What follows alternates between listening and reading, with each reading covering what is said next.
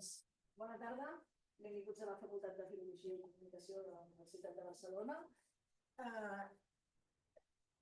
Aquesta tarda tenim la quarta sessió del Seminari Permanent Dones a l'Edat Mitjana.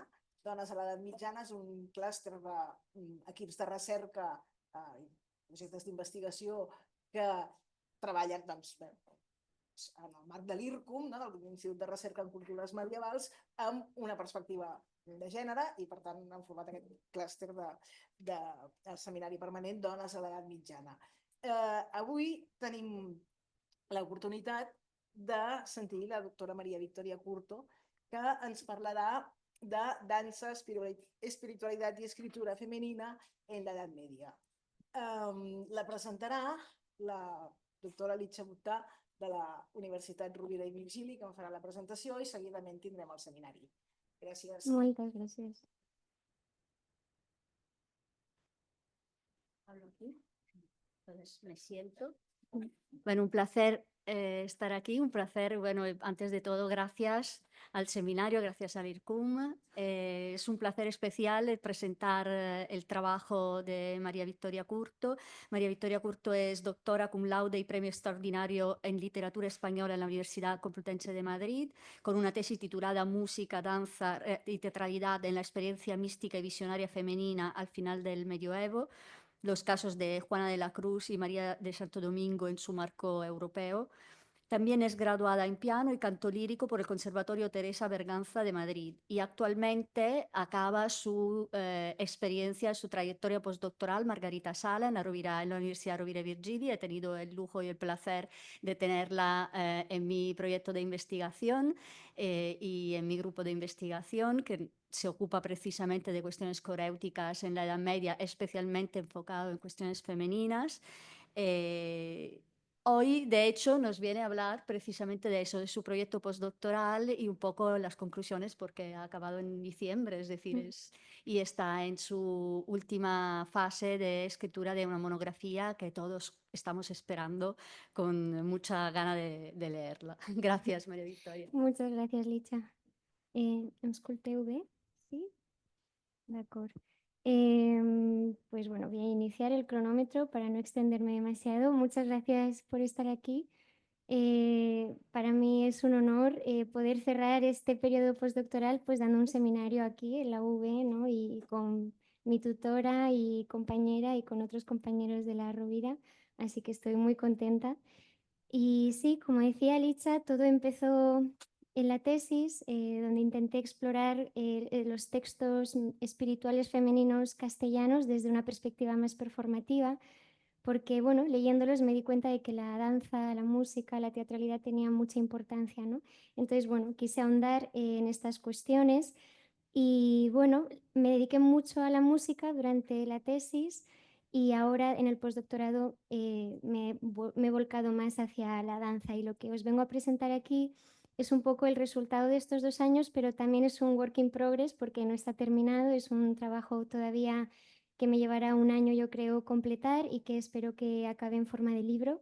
Y lo que os presento sobre todo iba a ser la parte más teórico-metodológica, pero no os asustéis porque va a ser performativa, es decir, es un proceso que vamos a ver de investigación muy performativo a su vez. Y luego os presentaré también un poco la estructura del libro y qué figuras trabajo, qué mujeres castellanas y no castellanas del siglo XV hasta el siglo XII, o sea, del XII al XV-XVI, qué figuras eran danzantes, eran monjas, beguinas, mujeres religiosas danzantes, ¿no? Y cómo utilizaron la danza en su experiencia tanto espiritual como creativa, ¿no? Textual. Entonces, bueno, para quizá también hacer, no sé si, no, perdón, que tengo que cambiarlo aquí. Para encuadrar un poco mi trabajo, yo pertenezco o he pertenecido hasta este momento a 2 proyectos, uno en la Complutense y otro en la Rovira y Virgili, que es el de la profesora Litxa Buttà, y resume muy bien mi trabajo, ¿no? En el que intento aunar, por una parte, el estudio filológico, que es a lo que yo me he dedicado y en lo que tengo algo de idea, con los estudios sobre la danza, la historia y también la historia del arte y los dance studies, ¿no? La performatividad de la danza. Y bueno, estos son los dos proyectos y sus respectivas directoras. Y este es el título del futuro libro y del proyecto postdoctoral que acabo de terminar, Inercia Divina, Danza y Revelación Femenina al final del medievo. Entonces, bueno, me gustaría empezar explicando un poco este título para que tengamos una idea de cuál es mi objeto de estudio, por qué he decidido esos objetos de estudio y ya empezar a ver cómo enfocar su trabajo, ¿no? Entonces, bueno, pues vamos a empezar por el término, a ver, que estoy todo el rato equivocándome, el término... Ah, vale, perfecto, sí, gracias.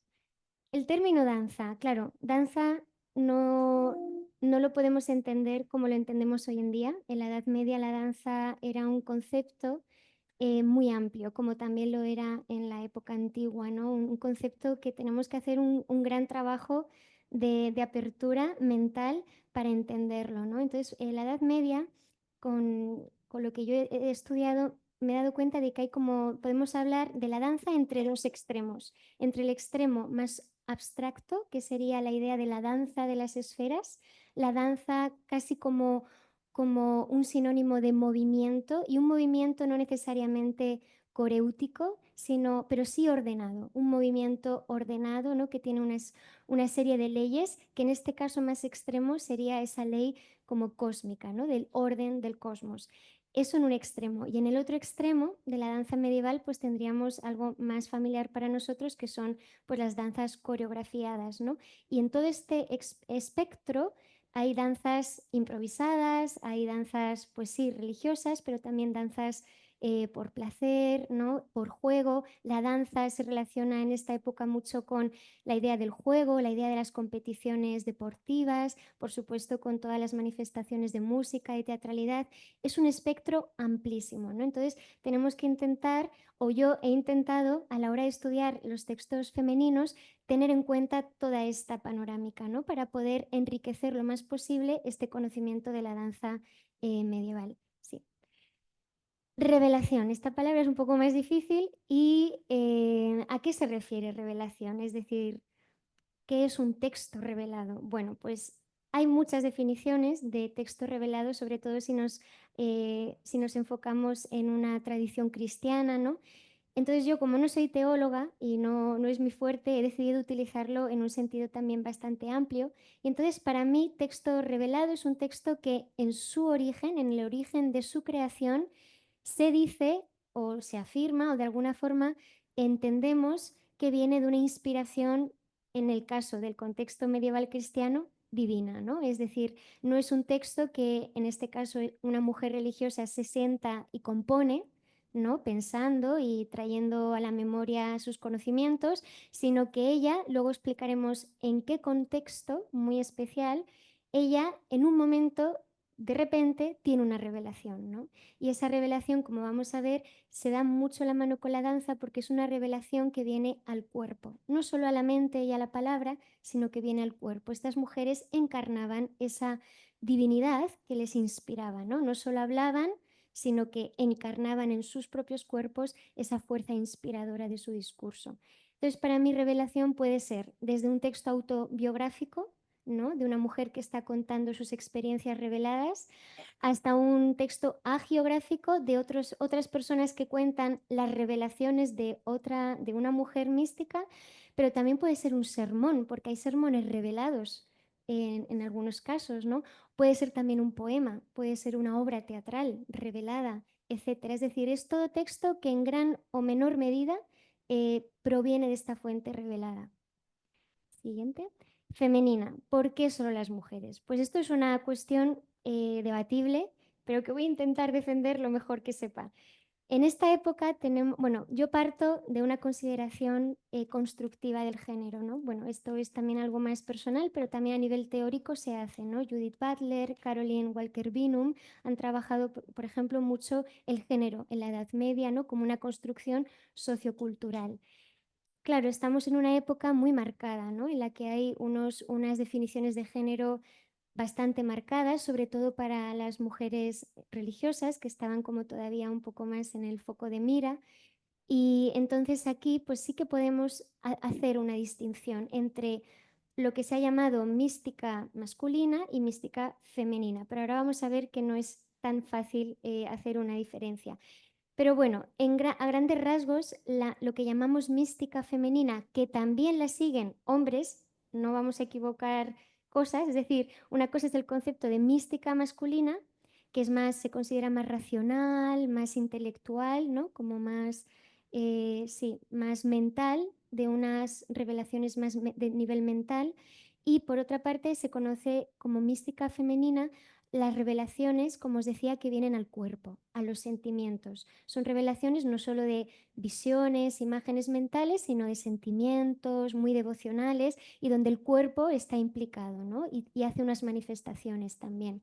Pero como digo, hubo hombres y muy importantes, místicos muy importantes de la Edad Media, que manifestaron esta forma de mística, como por ejemplo San Francisco de Asís, ¿no? Entonces, bueno, que esa es un poco la distinción.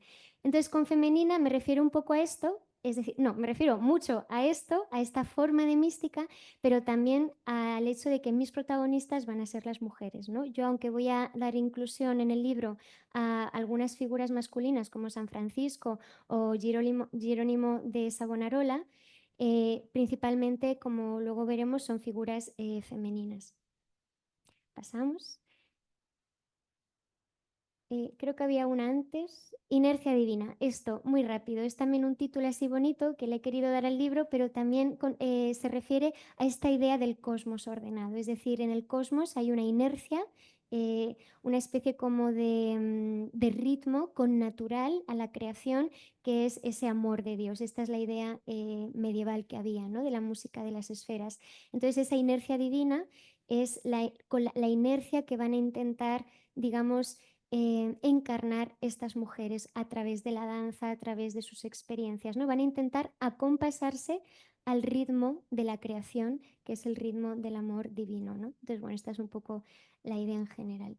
Vale, objeto de estudio y metodología. Por lo tanto, bueno, después de decir todo esto, ¿cómo estudio lo que acabo de definir, ¿no? Los conceptos que acabo de traer juntos? Pues hago un estudio hermenéutico de los textos, es decir, no solo de su forma, sino de sus figuras, ¿no? De sus símbolos, comparativo, porque intento hacer una comparación a nivel europeo, ¿no? Partiendo de las religiosas castellanas, he ido retrotrayéndome en los siglos hasta el siglo XII con Hildegarda, y entonces hago un espectro desde Hildegarda hasta Juana y María de Santo Domingo. Entonces, bueno, estos textos espirituales los estudio en esta ocasión en sus imágenes textuales sobre danza. Hay varias cosas. Hay imágenes que toman la forma de danza, pero también hay textos que parten de danzas. Es decir, la danza no va a ser solo una metáfora, sino que también va a ser a veces el lenguaje propio de esa revelación, como vamos a ver en algún ejemplo. Entonces, bueno, analizo, cotejo desde múltiples disciplinas. Empiezo con la filología, que es la que más controlo, pero intento abrirme pues, a otras formas de enfocar estas imágenes textuales de danza desde la historia del arte, la antropología simbólica, los estudios performativos y demás. Sí, podemos pasar. Bueno, por aquí voy rápido porque veo que ya llevamos 10 minutos de presentación. Entonces, bueno, ¿qué me interesa? Me interesa entender la danza a la que aluden estas mujeres religiosas desde un punto de vista formal, es decir, me interesa saber qué movimientos, cómo bailaban, me interesa mucho, pero no solo, me interesa sobre todo saber qué significaban estos movimientos, estos gestos, estas danzas en general, cuándo, por qué danzaban, ¿no? En qué espacios lo hacían, si esto tenía algún tipo de importancia, qué características más allá, si danzaban con objetos, con imágenes artísticas, ¿no? Como por ejemplo una figura, una talla. Y en última instancia, pero no por ello con menos interés, pero es más difícil, estudiar la danza como lenguaje, es decir, cómo estas mujeres utilizaron el poder expresivo de la danza para progresar en su camino espiritual algo difícil de comprender, pero sobre todo cómo esta expresión de la danza las ayudó en su creación literaria. No sé si me estoy explicando. Cómo el hecho de danzar, de ver danzar o de imaginar danzas o recibir revelaciones de danzas celestiales impulsó a estas mujeres a crear textos, ¿no? A escribir, a hablar, ¿no? Cómo azuzó su imaginación.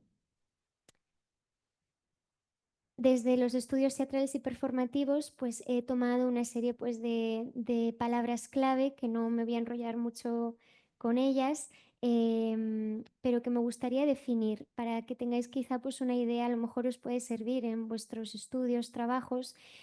A ver, ¿cuál es la razón de estudiar? Diréis, ¿por qué estudiamos unos textos que nos han llegado de forma escrita?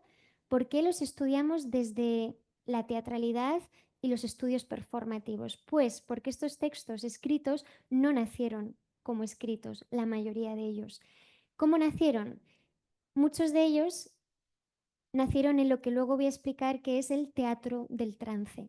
En un momento de trance, de éxtasis, esta mística empieza a incorporar esa inspiración divina, Dios, un personaje celestial, habla a través de ella y lo que surge en esa performance es lo que se recoge luego por escrito, tanto el lenguaje de palabra como el lenguaje corporal de esta mujer, ¿no? Entonces, claro, es un texto que ahora tenemos escrito, pero que nace de una performance, ¿no? Por así decir, una performance sagrada. Por eso es tan importante estudiarlos devolviéndoles su performatividad original, ¿no?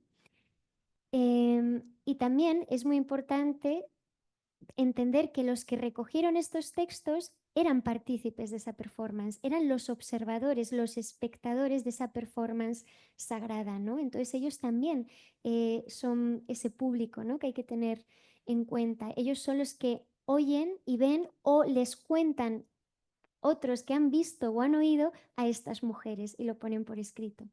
Entonces, bueno, aquí podemos hablar de conceptos muy interesantes. Por ejemplo, Rebeca San Martín habla de imitación y representación. Imitación no es algo muy importante, tiene un matiz muy importante porque estas mujeres no copian a otras, las imitan. ¿Y qué significa imitar? Significa que las representan, es decir, traen un modelo que, por ejemplo, luego vamos a ver uno de estos modelos, traen un modelo que ya está avalado a nivel religioso, a nivel social, como como un modelo de mujer santa o de mujer mística, y lo performan, ¿no? Lo traen a su cuerpo, pero claro, lo traen de forma diferente, porque cada cuerpo es diferente, cada experiencia es diferente. Entonces, este concepto de imitación va por ahí, ¿no? De una repetición de un patrón, pero repetición nueva, refrescada, ¿no? Transformada. Luego otros estudiosos como Stephen Greenblatt, que ha estudiado mucho la literatura renacentista, habla de autorrepresentación. No solo hay un modelo, sino que la persona que está performando esta mística es consciente de ello. Es consciente, no a lo mejor en el momento de la performance sagrada en la que está en éxtasis y a lo mejor no es plenamente consciente, pero hay cierta agencia. No son mujeres movidas como unas marionetas por una inspiración divina, ¿no? Estos estudiosos abogan porque estas mujeres tenían un bagaje, ¿no? Y eran conscientes de que estaban siendo performers de alguna forma y tenían una agencia, eran activas, eran co-creadoras, ¿no? En esta performance. Y por último, el código sígnico de Ángel Gómez Redondo es muy importante porque nos dice, las performances no suceden en el espacio exterior, suceden siempre en un contexto muy concreto, ante un público muy concreto cuyas expectativas la persona que está performando conoce. Entonces es muy importante a la hora de hablar de teatro del trance y de danza sagrada y demás, entender qué contexto, ¿no? Las vio realizarse, las vio nacer, ¿no? Entonces, bueno, estos tres me parecieron muy interesantes. Bueno, por tanto, podemos concluir que estudiamos estas mujeres místicas como sujetos que están en constante construcción de sí mismas a través de estas performances y al mismo tiempo construyen los espacios que las ven danzar, que las ven entrar en trance y demás, ¿no? Hay como una creación pura ahí en ese proceso, ¿no? Creación de sus identidades, creación de sus textos, de sus danzas, pero también de su contexto sociocultural, ¿no? Y esto dentro de una concepción del teatro como del mundo como un gran teatro, porque desde esa perspectiva también podemos entender todos los procesos, la historia, la sociedad, la cultura, como procesos performativos, ¿no? Que se van creando de esta misma manera. ¿Podemos pasar? Bien, el texto místico como performance social y sagrada. Aspectos más concretos a tener en cuenta. La sociedad medieval, si nosotros somos performativos, imaginaos una sociedad donde se vivía todo el rato con la idea de Dios me está mirando. Dios me está mirando, Dios juzga mis actos, es decir, hay una conciencia en las personas medievales mucho más fuerte que en la nuestra de ser, de estar performando, ¿no? De estar actuando y alguien que los está viendo y que incluso los está juzgando, ¿no? Entonces tenemos que entender, esto ha llevado a muchos estudiosos a abogar por entender la Edad Media como una edad fundamentalmente teatral, ¿no? Que vive en una teatralidad muy acusada. Este contexto deja muchas marcas de oralidad y corporalidad en los textos, ¿no? Mucho diálogo, muchas marcas del actor, de su cuerpo, señalar cómo se mueve, ¿no? Muchas marcas de este tipo, repeticiones, un lenguaje muy rítmico, ¿no? También muy oral. Como decíamos, las místicas representan un modelo que no es nunca igual, incluso para ellas mismas, ¿no? Va cambiando. Y esto conecta con la teoría de Catherine Bell del ritual body, ¿no? Y cómo a través de estas performances toda la sociedad, todas las identidades sociales se van renovando, van cambiando. Muy bien, y sí, y recordar lo del contexto. Estas performances nacen a partir de, en y para un contexto muy determinado, ¿no? Bueno, podemos seguir. Vale, ahora vamos a entrar en qué es el teatro del trance y cuál es la función de la danza. La siguiente. Bien, el teatro del trance tiene el siguiente proceso para que nos hagamos una idea. Todo gira en torno al cuerpo-voz de la mujer mística, ¿no? Entonces, lo primero es una introspección por parte de esta mujer mística, entra en lo que se ha llamado un teatro del interior, donde ella empieza a dialogar con Dios o con un ser celestial en un entorno. Ella misma, dentro de su mente, se sitúa en un espacio, un jardín, un puente, su celda, un castillo, ¿no? Interior como Santa Teresa, pero siempre hay un lugar, son performances mentales pero localizadas, ¿no? Es muy interesante eso. Una vez que esto sucede, el cuerpo y la voz de la mística pasa a ser el cuerpo y la voz, el canal por el que habla ese ser celestial o esa divinidad, ¿no? Que a través del cuerpo de ella se relaciona con la gente que la está viendo, ¿no? Es decir, no es solo un mensaje para ella, sino que es muy performativo porque es un mensaje para el público que observa a la mística. Y aquí incluimos toda forma de expresión y es donde entra la danza. Estas mujeres hablaban, se movían, gestualizaban, gritaban, algunas levitaban, hacían contorsiones, lloraban, cantaban y también danzaban, ¿no? Y ahí es donde a mí me interesa hacer como esa apuesta, ¿no? Para este libro. ¿Por qué danzaban, no? ¿Había ahí un valor añadido, ¿no? Para estos procesos místicos o no? Luego, al suceder esto, el espacio-tiempo en el que estamos se rompe, así se dice, ¿no? Se rompe y aparece otro espacio-tiempo, que es ese espacio-tiempo sagrado. Y en esa ruptura se da la creación. Se da la creación de esta nueva identidad, esta transformación de la identidad propia y colectiva, ¿no? Es un momento de mucha creatividad, gracias a que el plano, digamos, el espacio-tiempo de lo sagrado y lo humano se funden, ¿no? Y entran en diálogo. Y a partir de ese momento, todo es simbólico. Todo lo que se dice, todo lo que se actúa, todo lo que la mujer mística toca, ¿no? Todo lo que hace, cómo se mueve en el espacio, todo es simbólico. Todo es simbólico en el sentido de todo se entiende como simbólico. Los que lo están viendo lo ven así, ¿no? Y estas personas que están siendo testigos de este teatro del trance son afectados. No entienden el teatro como nosotros, con esa cuarta pared, ¿no? Debemos una película y ya está. No, se están sintiendo apelados. Es un teatro abierto, es una performance que apela al observador a introducirse en la propia performance, a dejarse mover emocionalmente, incluso físicamente. Vamos a ver que hay performance, hay danzas sagradas, trances bailados en los que acababan bailando todos, la mística, con los ángeles, pero con todos también con todos sus espectadores, ¿no? Tienen este poder transformador y colectivo. ¿Podemos pasar? Bueno, aquí esta es Catalina de Siena, que es el modelo. Ella fue, como al final de la Edad Media, el modelo de mística, de visionaria, de santa, al que la mayoría de las mujeres con las que yo he trabajado remiten, ¿no? Y bueno, aquí la vemos, pues nada, teniendo un encuentro de esos, ¿no? En su teatro del interior. Podemos avanzar.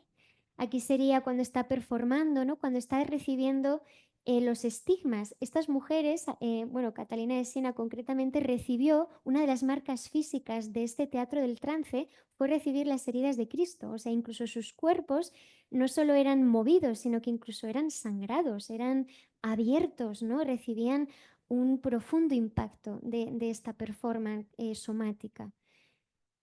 Y en este caso la vemos transmitiendo a su confesor, a su amanuense, lo que ha visto, ¿no? Ese diálogo que en su teatro del interior y en su teatro del trance ha tenido con Dios, pues ahora lo está relatando, ¿no? Para que quede por escrito.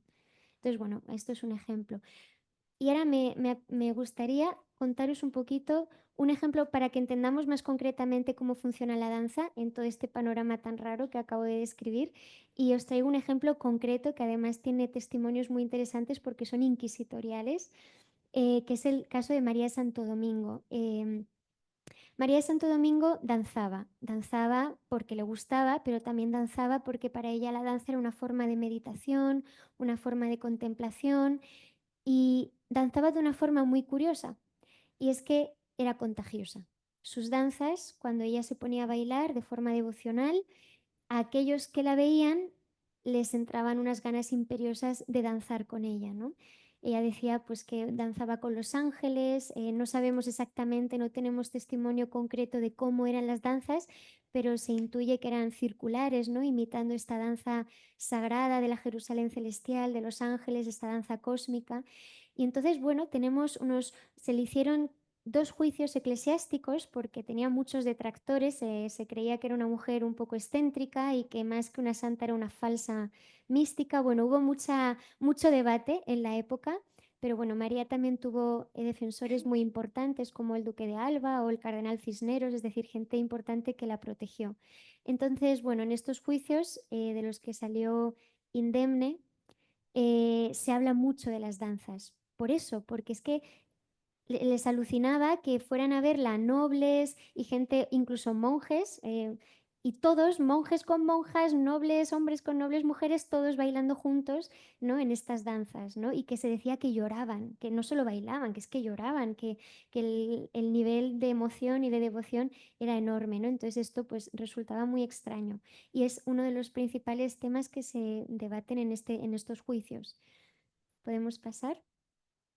Entonces, bueno, tenemos estos espectadores de María, hablan de que no solo María danzaba, sino que cuando danzaba le venía una inspiración divina, ¿no? De hecho, María podía danzar en inspiración divina con los ángeles, o bien ella danzar de forma consciente, ponerse a danzar para que le viniera la revelación divina. ¿Me explico? Ella tenía esta herramienta, ¿no? Entonces, cuando eso sucedía, ella empezaba a tener visiones y a tener una especie de sabiduría infusa que los testigos declaran pues, que era una grande doctrina, una gran cosa de devoción, incluso decían que era un discurso santo, es decir, hablaba de cosas muy elevadas, muy bien dichas y muy maravillosas para la gente que las oía. Entonces podemos hablar de una danza extática, ¿no? María utilizaba la danza sagrada de una forma meditativa que la llevaba a convertirla en una danza extática en la que otros se sentían apelados a participar. Y entonces su discurso ya tenemos ahí. Cuando leemos un texto de María podemos estar pensando, vale, es que no solo están las palabras, ¿no? Si María danzaba, puede haber mucho movimiento y mucha gestualidad y mucho lenguaje visual detrás de esas palabras. ¿Podemos pasar? Entonces, bueno, ¿cómo podemos definir los estadios de esta danza como escritura mística en María de Santo Domingo? Pues primero creo que la danza es una gran ayuda para integrar las potencias del ser, por así decirlo. Es decir, cuando danzamos, cuando alguien danza, cuando María danzaba, todos sus aspectos del ser estaban reunidos, es decir, el cuerpo estaba haciendo un movimiento, ¿no? Estaba concentrado, estaba enfocado en una coreografía, aunque fuera muy sencilla. Su palabra también o estaba en silencio o por dentro a veces estaban cantando algún himno o rezando, ¿no? La palabra también está enfocada en que en Dios, en alabar a Dios, ¿no? Con la palabra, con el cuerpo. Y la mente igualmente, ¿no? La mente no estaba pensando en lo que haría mañana, sino que la mente también estaba enfocada en esa adoración a Dios. Es decir, tenemos una confluencia de una atención muy concentrada de devoción, emociones, devoción mental, pensamiento y cuerpo, ¿no? Expresión física. Entonces, la danza permite este ensamblaje de potencias. Y entonces, ¿qué hace? Abre una brecha, gracias a esa atención, a esa concentración, abre esa brecha que María dice de inspiración, ¿no? Es lo que le permite entrar en comunicación con el plano trascendente.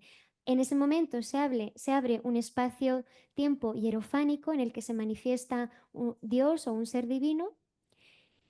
Y esta vivencia inefable, no solo María la recibe gracias a la danza, la puede comunicar gracias a la danza, porque la gente que la está viendo sabe bailar. La gente de la Edad Media, todo el mundo sabía bailar, se sabía un montón de bailes, entendía la danza como un lenguaje social. Entonces, cuando María danza, no solo se está expresando ella, ay, mira lo que siento, no, está comunicando, está haciendo de espejo para las personas que la ven. ¿Y eso qué permite? El cuarto punto, que la gente que se sentía emocionada o apelada pudiera bailar con ella y pudiera ser asimismo partícipe de esa revelación. Estamos hablando de que el texto místico, gracias a la danza, se abre, no tiene límites, no se enfoca solo en una persona, en un cuerpo, sino que es colectivo, se da, ¿no? Se expande tanto como se quiera, ¿no? Con ese contagio de la danza. ¿Podemos seguir?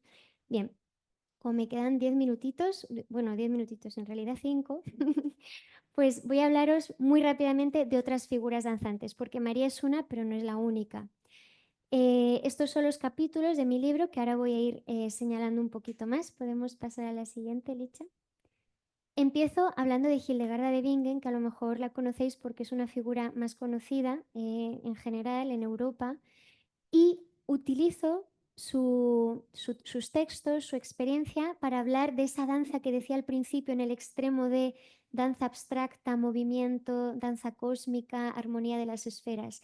Pues ella lo explica muy bien porque en su época este tema estaba muy en boga, se estaban recuperando, en la escolástica se estaba recuperando Platón, ¿no? Se estaba intentando hacer ese ensamblaje entre conocimiento, sabiduría, filosofía antigua y doctrina católica, doctrina cristiana, filosofía cristiana, ¿no? Entonces ella va a ser una fantástica maestra de este ensamblaje, va a entender muy bien esa tradición filosófica antigua y la va a transformar, la va a metaforizar de una forma cristiana, ¿no? Entonces lo que en la antigüedad eran danzas de planetas, de musas y demás, pues de sirenas, pues ahora vemos que gracias a Hildegarda y otros autores se va transformando en una danza de sí, de musas, de planetas, pero también de ángeles y por último de almas, ¿no? De almas bienaventuradas.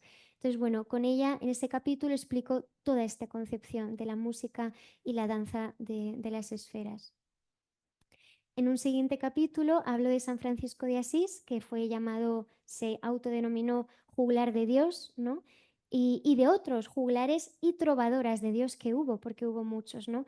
San Francisco es una figura muy interesante, de la que, bueno, en fin, hay mucho que contar, pero os contaré una pequeña anécdota que desde que la leí se me quedó grabada, y es en su leyenda mayor, creo, la que escribe Tommaso da Celano, bueno, una de las leyendas consideradas de las biografías más importantes del santo, se cuenta literalmente que estaba San Francisco dando un sermón para el propio Papa, que no recuerdo si era Honorio III o quién. No, ¿quién era? Honorio III, sí.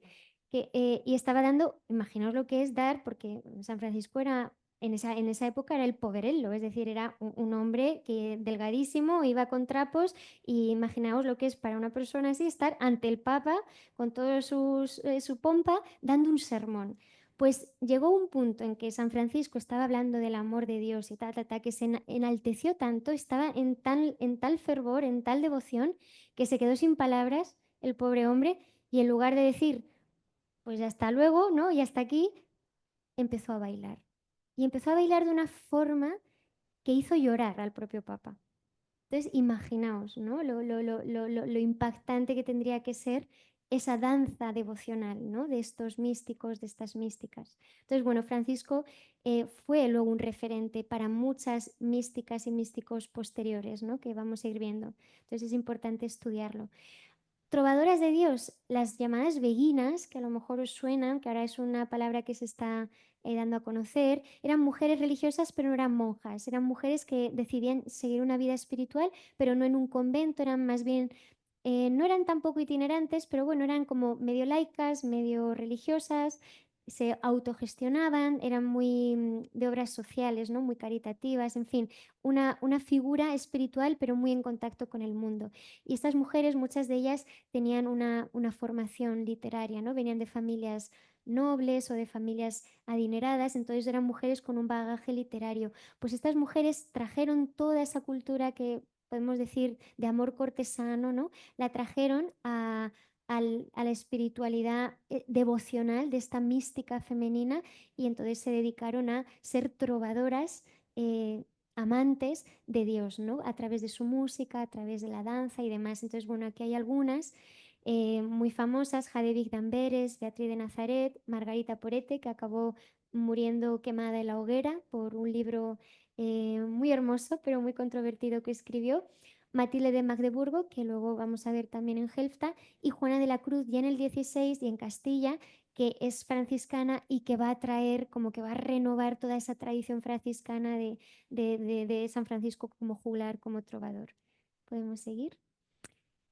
Aquí también hablo también de las monjas de Helfta, que eran unas mujeres muy mal de tiempo. Bueno, son tres grandes figuras que podemos ver en la siguiente diapositiva, y ellas tres fueron maestras unas de las otras y se fueron como transmitiendo un legado espiritual muy conectado con la música, muy conectado con la poesía, con la danza, ¿no? Y su obra es muy hermosa de leer, como esa conexión entre las fiestas y la liturgia mundana y las fiestas y la liturgia divina, ¿no? Es como que ellas establecen un puente constantemente, ¿no? Con sus manifestaciones artísticas.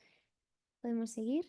La pasión bailada de Elizabeth Spalvik. Elizabeth Spalvik es muy interesante, su pasión bailada no es nada armoniosa, más bien era una especie de danza que podríamos considerar como tribal, marcaba un ritmo como con su cuerpo, ¿no? Ella también sufría heridas, hacía una representación de la pasión con todo lo que ello conlleva, los latigazos, la crucifixión, pero lo hacía en una especie de danza, pero como digo, no es la idea de danza celestial angélica, sino una danza como más rítmica, más atávica, ¿no? De golpear su cuerpo, de golpear el suelo con los pies y demás.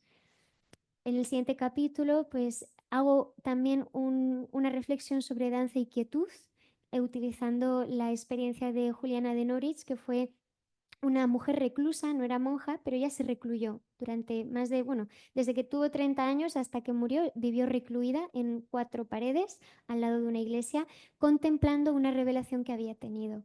Y es muy interesante ver cómo esta mujer, que no se movió de 4 paredes, ¿no? Y que volvía una y otra vez a la misma experiencia, sin embargo, todo el libro que luego escribió de su contemplación, de su reflexión, es profundamente fluido, es como una danza, ¿no? De conceptos, es una danza también de esta idea de Dios como un movimiento eterno, que es amor, ¿no? Y que está todo el rato emanando creación y trayéndola de nuevo hacia sí, ¿no? Con la salvación y una y otra vez, ¿no? Entonces es muy interesante ver esta dualidad aparente. Luego Marguerite Kempe, este es el capítulo que menos avanzado tengo, la quiero utilizar para estudiar un poco la danza y las danzas de peregrinaje, que es un tema ya muy trabajado, pero también la danza como peregrinaje, porque para estas mujeres la danza es al final la imagen, pero también el propio camino, la propia forma de volver a Dios, armonizándose con ese ritmo cósmico. Entonces la danza se puede entender como una vía salvationis, como un peregrinaje de regreso a Dios a través de la danza sagrada, ¿no? Entonces me gustaría reflexionar más sobre eso en este capítulo. El séptimo, hablamos de Jerónimo Savonarola, que utilizó la danza con fines religiosos y políticos. Entonces aquí también hay una forma de, una visión nueva de la danza, ¿no? En esta época como un arma política y religiosa a la vez, ¿no? Como conducir conciencias, ¿no? Cómo utilizar la danza para traer a la gente a una serie de doctrinas, una serie de sentimientos, ¿no? Cómo mover ese imaginario colectivo y ese sentimiento e identidad colectiva, ¿no? Hacia unos fines concretos. También muy interesante. Luego, a raíz de, bueno, de estar ahí en Florencia, pues hablaré también de las santas vivas italianas, de Catalina de Siena y otras muchas, y ya voy a ir acabando. Aquí Santa Catalina, ella dice que la persona que es espiritual, que es, digamos, que está en esa inercia divina, emana de por sí una armonía que atrae a las demás, que pesca a las almas hacia Dios, ¿no? Es como que esa armonía de la música y de la danza, como decíamos con María de Santo Domingo, es contagiosa, ¿no? Atrae. Y bueno, otras santas también ligadas a la corte, porque actuaban como profetisas para diferentes reyes, reinas o duques, condes, Lucía de Narni o Sana de Mantua. Y bueno, ahí en ellas también se observa una influencia de las danzas cortesanas, ¿no? También podemos utilizarlas para estudiar esto. Luego María de Santo Domingo, que ya he hablado de ella y no voy a hablar de ella, que la he denominado bailarina de Dios, por esto que brevemente os he contado.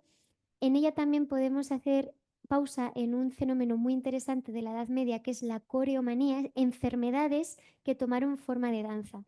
Enfermedades que no se entienden o que tenían diferente origen, como por ejemplo un envenenamiento, o también como una histeria colectiva, ¿no? Una especie como de locura colectiva, y que también tenemos esta idea de contagio. Cuando una persona entraba en una danza histérica, pues otros se le iban sumando, y al final este fenómeno generó que ciudades enteras quedaran diezmadas por estas coreomanías de gente que se ponía a bailar y durante un mes no paraban de bailar hasta que morían exhaustos, ¿no? O sea, es un fenómeno terrible, pero muy interesante, y en María lo podemos rescatar porque yo creo que la sospecha que cayó sobre María y sus danzas tan contagiosas tenía que ver con miedo a esto. Yo creo que había un miedo detrás a que la gente se volviera loca y acabaran bailando, ¿no? Como histéricos, ¿no? Entonces, bueno. Y por último, Juana de la Cruz, que es también castellana, del siglo XVI, coetánea de María, y con ella cierro el libro porque ella es literalmente coreógrafa de Dios. En las revelaciones que tenía Juana, que es franciscana y que tiene a San Francisco como imagen y como mentor, Dios le explica cómo tienen que bailar en la tierra. Le dice, esto se hace así, así, así. Tenéis que hacer esto, vestir de esta manera, moveros de esta manera. Esto significa tal. Lo que hace Juana es transmitir a su gente formas de bailar, de adorar a Dios, pero también el significado de sus propias danzas, diciéndoles, recordad que cuando bailáis, estáis bailando por esto, significa que sois un uno, que sois un todo, que todo está interrelacionado, ¿no? Que os tenéis que amar unos a otros porque somos parte de la misma danza, y si uno se cae, nos caemos todos, ¿no? Pues como esta serie de mensajes simbólicos detrás, ¿no? Y ella actúa realmente como una coreógrafa. Y bueno, algunas reflexiones ya para terminar, pues decir que la danza evidentemente no es algo que yo haya descubierto, es un fenómeno holístico muy complejo, como os digo, entre dos extremos, que hay un campo enorme, ¿no? Para trabajar entre ellos dos, por lo tanto, imprescindible la interdisciplinaridad. La danza crea y transforma las identidades en este periodo de una forma muy acusada, porque es un lenguaje universal, es una forma de comunicación universal, en la Europa de esta época, ¿no? También está en la cosmovisión, no es solo una práctica, es que está en la cosmovisión. La gente entendía el universo a través de la danza, a través de ese movimiento ordenado en torno a Dios. La danza, en un contexto místico, unifica las potencias del ser, esto es lo que yo he deducido, unifica las potencias del ser y permite trascenderlo. Esa es la gran aportación de la danza a la espiritualidad femenina de esta época por los textos que yo he leído. Es esa unificación de todos esos poderes performativos, de todos esos poderes humanos, y una trascendencia de ellos, ¿no? Y por último, tiene ese poder de transformar y de expandirse, ¿no? De ser inclusiva, de no quedarse solo en el propio sujeto que danza, sino de contagiarse a los que lo ven danzar. Y bueno, estudiar la danza en relación con los textos de la mística nos ayuda a, primero, profundizar en el significado de los textos, evidentemente, a comprender mejor también sus formas de creación, como hemos dicho al principio, en ese teatro del trance, cómo se crean, cómo se transmiten. Luego, la información que contienen estos textos, a su vez, amplía nuestro conocimiento de la danza, ¿no? Pues de la danza sagrada, concretamente, ¿no? De sus significados, formas, contextos, simbolismos, sus lazos con otras manifestaciones culturales y demás. Luego, todo ello nos ayuda a entender mejor cómo se conformaron las cosmovisiones medievales y las identidades, tanto de personas individuales como de comunidades espirituales, sociales, incluso de comunidades sociales más grandes, ¿no? Nos ayuda a entender la mentalidad medieval. Y bueno, y finalmente, pues estudiar con más herramientas y sutileza la constitución y transformación de estas identidades socioculturales bajo medievales, creo que en última instancia nos permite seguir ahondando en una gran cuestión de la humanidad, que es esa compleja interrelación que se da entre el individuo y la sociedad, entre el ser humano y su entorno, entre lo interior y lo exterior, entre uno, yo y el otro, ¿no? Es siempre ese lenguaje que vemos en las culturas. Y nada, y esto creo que sería todo. Muchas gracias.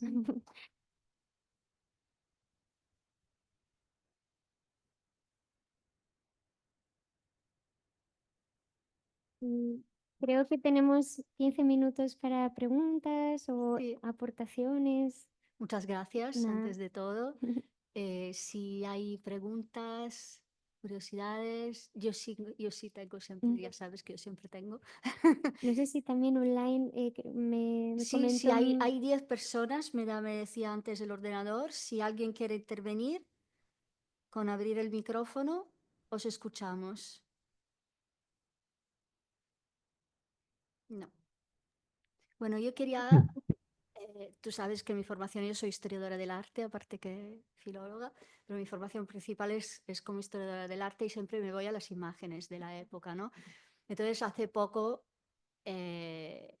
acabo de trabajar, de iniciar a trabajar la cuestión de la danza franciscana, de la danza en contexto franciscano, y me ha llamado muchísimo la atención. Una de las cosas que me llama la atención es que no existe ninguna representación medieval de Francesco bailando, no existe. Entonces es muy interesante porque los textos, las biografías oficiales y las menos oficiales nos transmiten esa imagen de Francesco que habla con el cuerpo y que como si estuviera danzando, nos dicen los textos, que también es interesante porque no habla de danza explícitamente, ¿no? Pedes movet, como, o sea, como si saltaron. El verbo que se utiliza en esas biografías, en Celano utiliza el verbo, la palabra saltatio, y la saltatio es exactamente, ¿no? Movimiento, pero se entiende con saltatio, pues normalmente la danza animada, ¿no? Entonces Francesco se expresa así, pero no tenemos ninguna representación.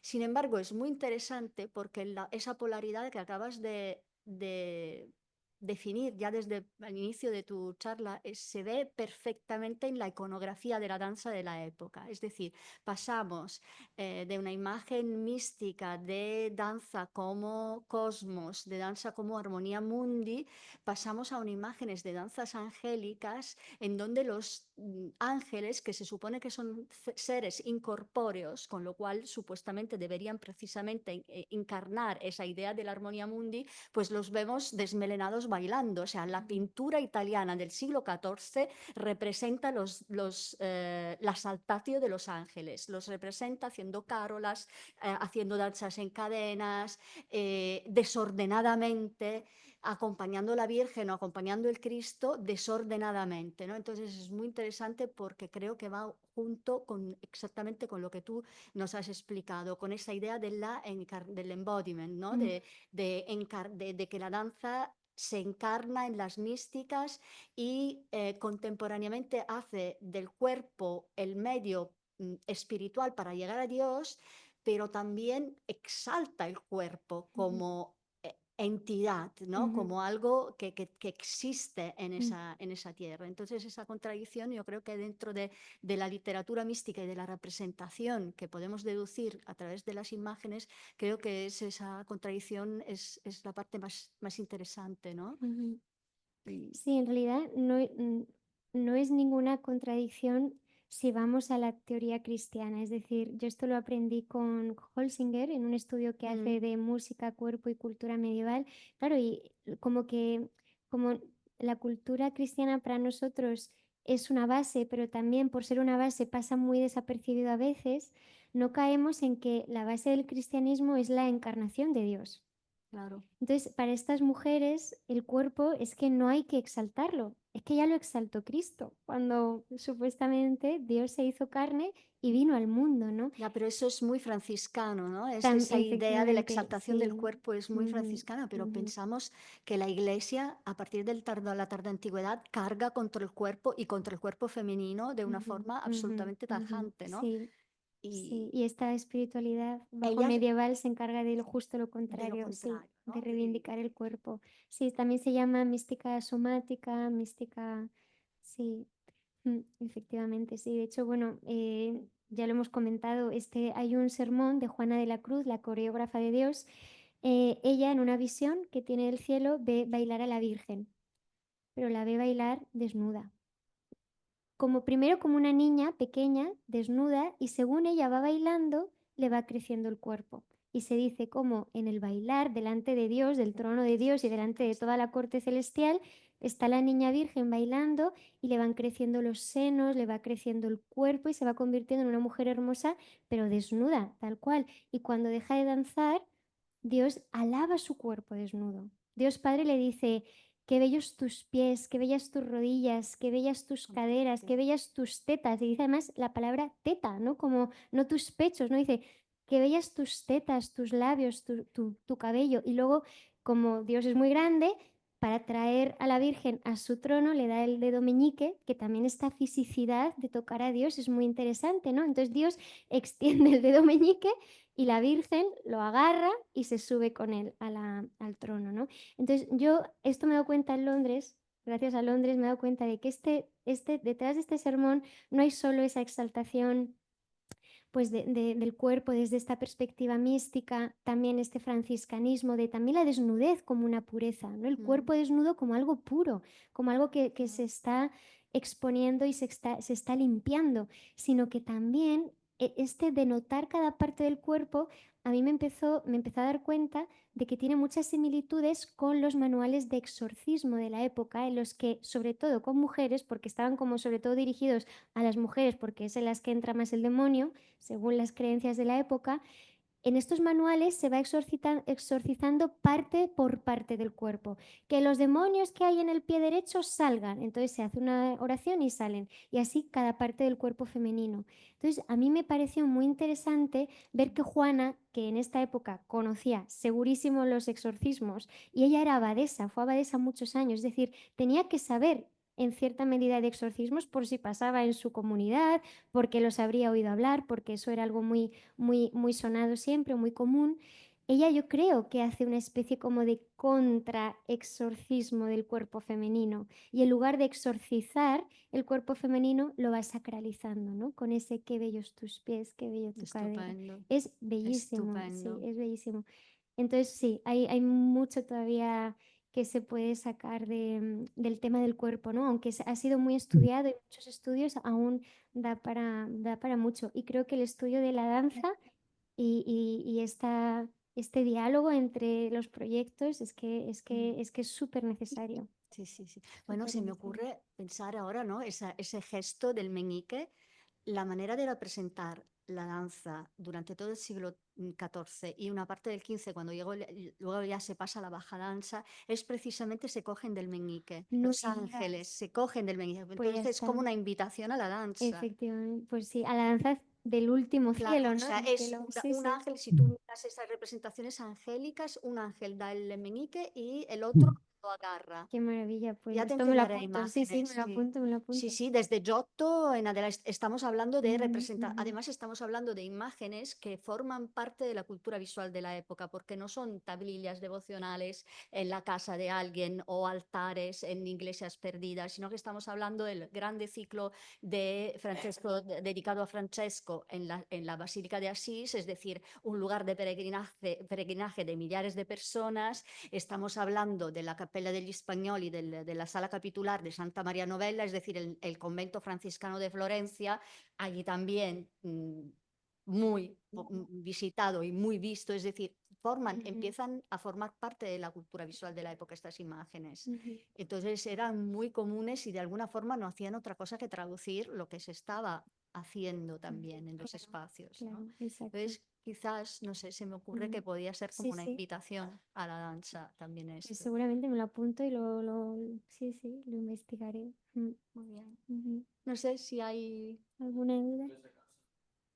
comentarios. Sí, Vale, buenas adelante. tardes. ¿Se escucha mi voz? Perfectamente. Bueno, antes que otra cosa quisiera felicitar a María Victoria. Mi nombre es Eduardo Salas y estoy pues, muy entusiasmado con el tema y con su exposición. Me gustaría comentar algo relacionado a este asunto en particular para aportar tal vez alguna idea que pueda ser útil en este trabajo. Mm, Desde otras filosofías y religiones relacionados con la danza, en el sufismo, por ejemplo, el logos está en todas partes y en todas las cosas. Los derviches, giradores, sufíes, tienen una ceremonia de danza llamada sama, que consiste en una danza acompañada por música de flauta y tambores. Los danzantes giran sobre sí mismos, lo que comentaba María Victoria, con los brazos extendidos, simbolizando la ascendencia espiritual hacia la verdad, acompañados por el amor y liberados totalmente por el ego. Logos significa la verdad inocultable. Aquel que conoce logos, conoce la verdad. También desde otra perspectiva, desde otra filosofía, la tradición hindú, Shiva Nataraja significa el señor de la danza.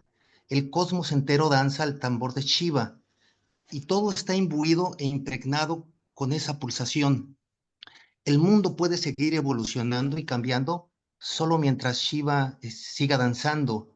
De otra forma se colapsa y Shiva representa nuestra conciencia, mientras Shakti es la sustancia o la materia del mundo. Mientras Shiva está en meditación, Shakti trata de incitarlo a la danza, como el yin y el yang, el bailarín y el baile existen como uno. En fin, yo creo que hay mucho, eh, desde muchas miradas, este tema es muy, digamos, estimulante y solo finalizo agradeciendo mucho la invitación, María Victoria, que me hiciste y te felicito mucho por tu exposición. Muchas gracias. Muchas gracias, Eduardo. Sí, efectivamente, o sea, todo esto no es una invención del mundo medieval, de estas mujeres, como hemos dicho, se retrotrae, al menos en el ámbito cristiano, a la tradición, a la filosofía antigua, ¿no? Pero es que esta se retrotrae también, ¿no? Y bueno, y también hubo un periodo llamado grecobudismo en el que Oriente y Occidente estuvieron dialogando durante siglos, ¿no? Intercambiando filosofía, intercambiando prácticas y demás, ¿no? Entonces, sí, la aportación de Eduardo pues indica efectivamente que esto es un fenómeno muy ligado al ser humano, muy ligado al cuerpo humano y a nuestras formas de espiritualidad, ¿no? A lo largo del globo terráqueo, ¿no? Y a lo largo de los siglos. Sí, muchas gracias. ¿Había una pregunta por ahí atrás? ¿Sí? Bueno, también yo tenía una cuestión, ¿se me oye? Uy, sí, vamos. Sí, un momento, hay una pregunta en sala y luego vas tú, Gonzalo, ¿vale? De acuerdo. Gracias. Sí, Sí, para... sí, sí, porque no se te escuchará, si no. Mm.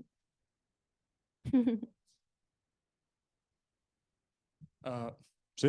Vale, muy bien. Es una pregunta desde la ignorancia, también, porque has mencionado a Savonarola y es un personaje que yo personalmente descubrí hace relativamente poco y no sé hasta qué punto se relaciona con la danza. Ujú, Entonces me gustaría saber cómo funcionó esto de la danza en relación a Savonarola y ujú, también si hay alguna fuente o fuentes ujú. de la misma época, puede ser, en las cuales se describa o menciona esto.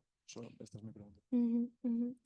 Sí, Savonarola fue famoso por las danzas que organizó en Florencia. O sea, fue, fue famoso hasta en Castilla, ¿no? Y de hecho María de Santo Domingo, a la que le gustaba tanto bailar, era muy fan, digo fan porque ella decía era seguidora de Savonarola, aunque no lo conocía, tenía visiones con él y le seguía en todo. También en esto, en la idea de la danza como una forma colectiva de adoración y para mover a la espiritualidad, vamos a decir, en este caso más a la doctrina, ¿no? A las personas. Lo que hacía Savonarola, luego te puedo dar alguna referencia. No, yo no he estudiado los textos coetáneos porque no sé italiano, entonces yo lo que he estudiado es a aquellos que los han estudiado, pero te puedo dar esa referencia. Lo que hacía Savonarola era, vale, yo estoy aquí, en una ciudad famosa por sus carnavales, a la gente le encanta cantar, sus fiestas, esto yo no se lo puedo quitar, pero lo puedo resignificar.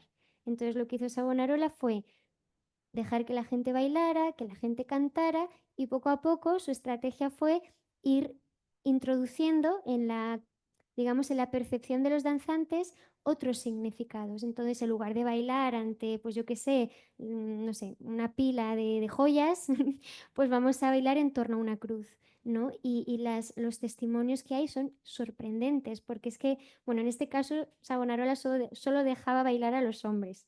Entonces, pero se armaba en la plaza principal de Florencia, que ahora no recuerdo su nombre, donde está el palacio.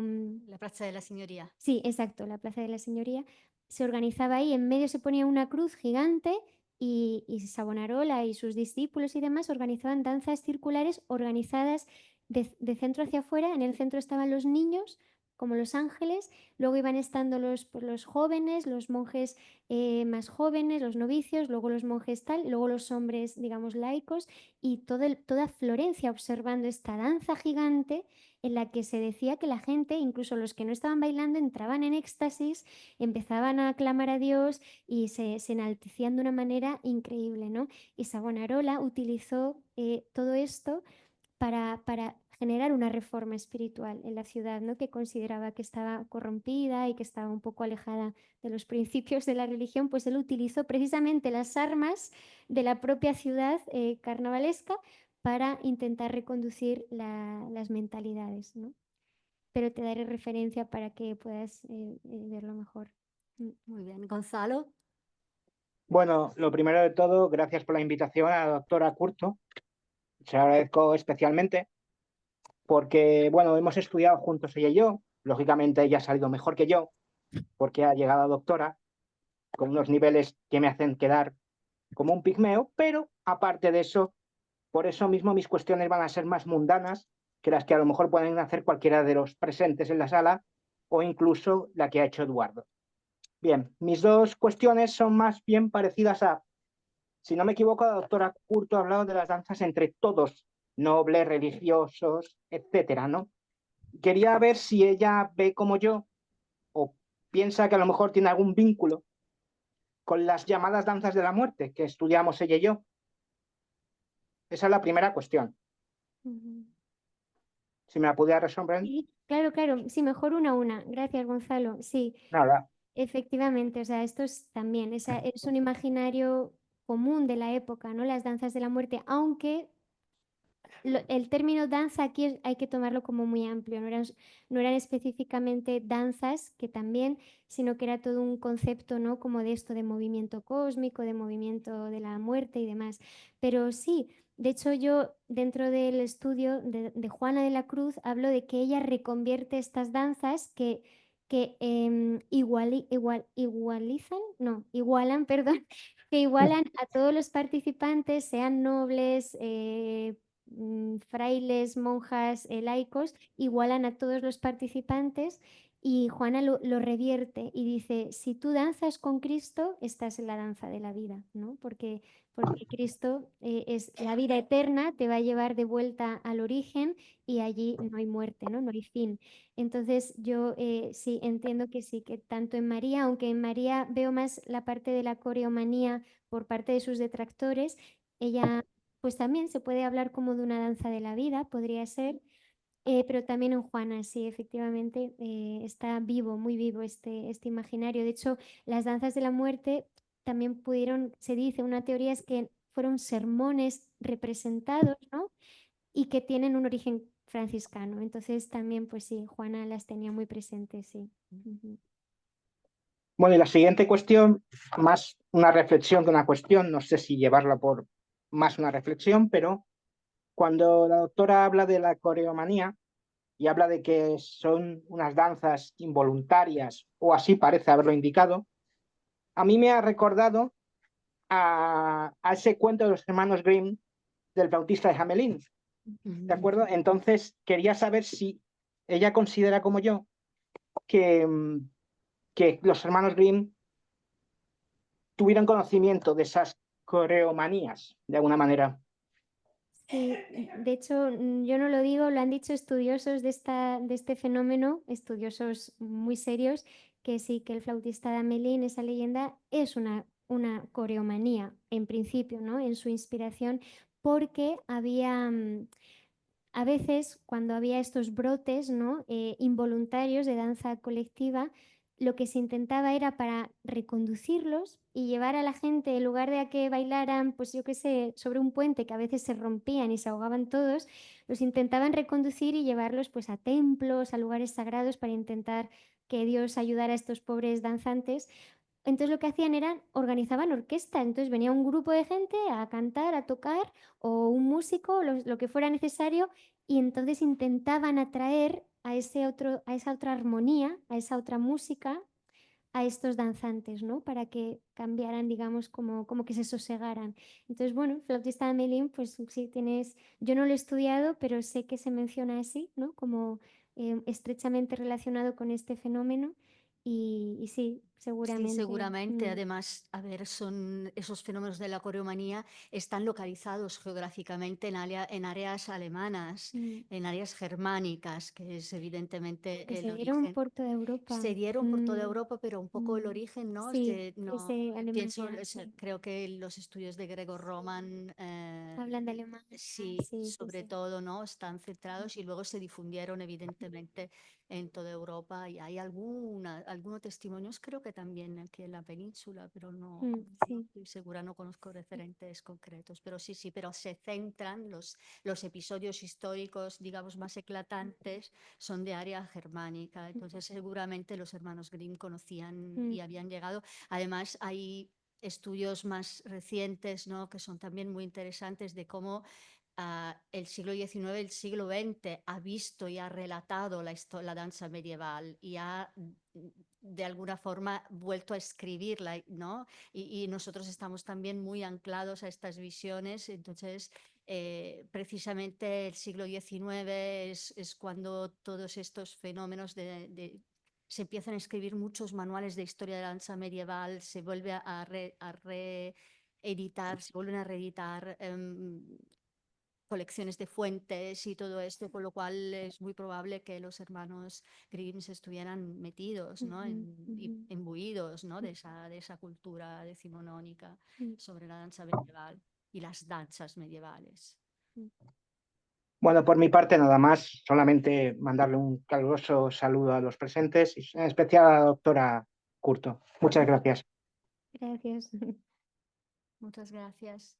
Bueno, si no hay más preguntas, damos las gracias otra vez No, gracias a a este vosotros. fantástico seminario y nada, seguimos trabajando en esto. Sí, ojalá que sí, que acabemos con este trabajo que hemos iniciado. Sí, porque es un tema precioso y la forma con que lo has abarcado es muy inteligente y esa voluntad, ¿no? de tomar en consideración muchas disciplinas y la visión y muchos ángulos, yo creo que es la manera para poder decir algo nuevo sobre esos temas y tan apasionante. Gracias. Gracias.